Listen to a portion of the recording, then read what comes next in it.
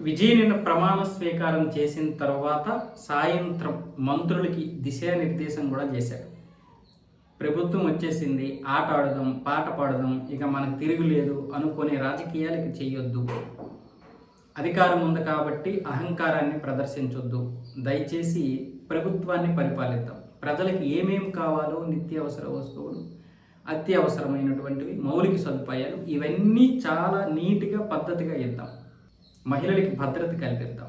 అలాగే మతం అని పేరు ఎవడైనా చెబితే, ఈ పార్టీలో ఉన్నటువంటి వారు కావచ్చు, అధికారంలో ఉన్నటువంటి వారు కావచ్చు, కార్యకర్తలు కావచ్చు, లేకపోతే ఇతరులు కావచ్చు, మతం అని పేరు చెప్తే బొక్కలు పడేయండి. పోలీసులకైతే ఇదే విషయాన్ని చెప్పాడు. మతం అని పేరు చెప్పి రాజకీయాలు చేయాలని చూస్తే మాత్రం మీరు బొక్కలో పడేయండి. అసలైనటువంటి లౌకికవాది అంటే ఏంటో, అసలైనటువంటి సెక్యులరిస్ట్ పరిపాలన ఎలా ఉంటుందో చూపిద్దామని విజయ్ అంటున్నాడు. మనం అవకాశం ఇవ్వాలి కదా. ఒక వ్యక్తిని ప్రజలు కోరుకున్నారు, దాన్ని మనం గౌరవించాలి. చివరగా ఆయన ప్రయత్నాలు ఫలించే మొత్తానికి వచ్చాడు. పరిపాలన చేయడానికి ప్రజలు ఒక అవకాశం ఇచ్చారు. కాబట్టి పరిపాలన చూడకుండా ఏ వ్యక్తిని మనం విమర్శించకూడదు.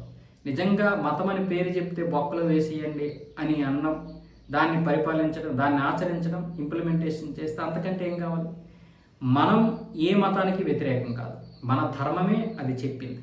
కానీ ఇతరులు మన ధర్మం నుంచి ఇతర మతాలకి వెళ్ళి మనల్ని విమర్శిస్తున్నందుకు గాను మనం ఈరోజు ఇలా స్పందించాల్సి వస్తుంది తప్ప, మత రాజకీయాలు మనం ఏ రోజైనా చేసామా?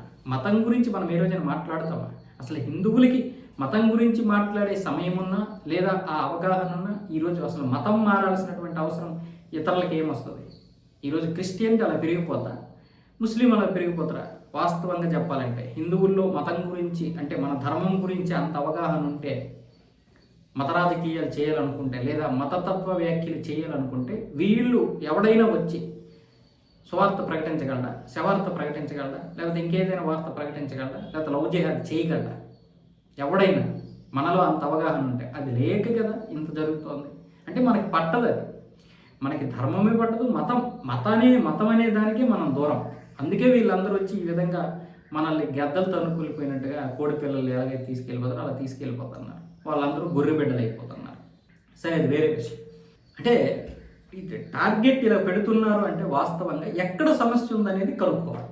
అది విజయ్ లాంటి వాడు కావచ్చు, లేకపోతే అమిత్ షా లాంటి వాడు కావచ్చు, ఎవరైనా సరే సమస్య ఎక్కడ ఉందనేది కనుక్కోవాలి. సమస్య ఎక్కడ ఉందనేది ఇప్పుడు వీళ్ళకి తెలుసు. కానీ వీళ్ళు ఏమంటారు? ఎవరికి తెలుసు? బీజేపీ వాళ్ళకి తెలుసు సమస్య ఎక్కడ ఉంది. ఆ సమస్యనే వాళ్ళు లేవనెత్తుతున్నారు. కానీ ఇక్కడ దీన్ని రాజకీయం చేస్తున్నారని ప్రతిపక్షం వాళ్ళు అంటారు. దాన్ని పట్టుకొని మిగతా వాళ్ళందరూ వేలాడతారు. కానీ విజయ్ అంటున్నాడు కదా, మతం అని పేరు చెప్తే బొక్కలేసేయండి. పోనీ సమస్య ఎక్కడ ఉందో తెలుసుకోవాల్సిన అవసరం లేదు. నిజంగా మత రాజకీయాలు చేసినటువంటి వాటిని బొక్కలు వేసేస్తే చాలు. ఇంకా అక్కడ అలాంటి మత రాజకీయాలే ఉండవు. అప్పుడు ఎవరికి నొప్పి ఉంటుందో మీరు మరో 3-4 సంవత్సరాల తర్వాత చూస్తారు. అప్పుడు నొప్పి ఎవరికి ఉంటుంది? మత రాజకీయాలు చేయకపోతే నొప్పి బీజేపీ వాళ్ళకి ఉంటుందని చాలామంది అనుకుంటారు. అసలు మతం పేరు ఎత్తకుండా రాజకీయాలు చేసినటువంటిది ఎవరు? వీళ్ళు. పోనీ మతం పేరు చెప్పి రాజకీయాలు చేస్తున్నటువంటి వాళ్ళని అడుగుతారా? అడగలేదు. ఇప్పుడు డిఎంకే కావచ్చు, ఆమ్ ఆద్మీ పార్టీ కావచ్చు, టీఎంసీ కావచ్చు, ఎస్పీ కావచ్చు, వీళ్ళందరూ మత రాజకీయాలు చేస్తారు. కానీ పేరు ఎవరికి అంటే బీజేపీ వాళ్ళకి పేరు ఉంటుంది. అందుకే నేనేమంటున్నాను, ఒక 2 సంవత్సరాలు పోయిన తర్వాత మతం పేరు పెట్టి ఎవడు రాజకీయాలు చేస్తాడో మీకు తెలిసిపోతుంది.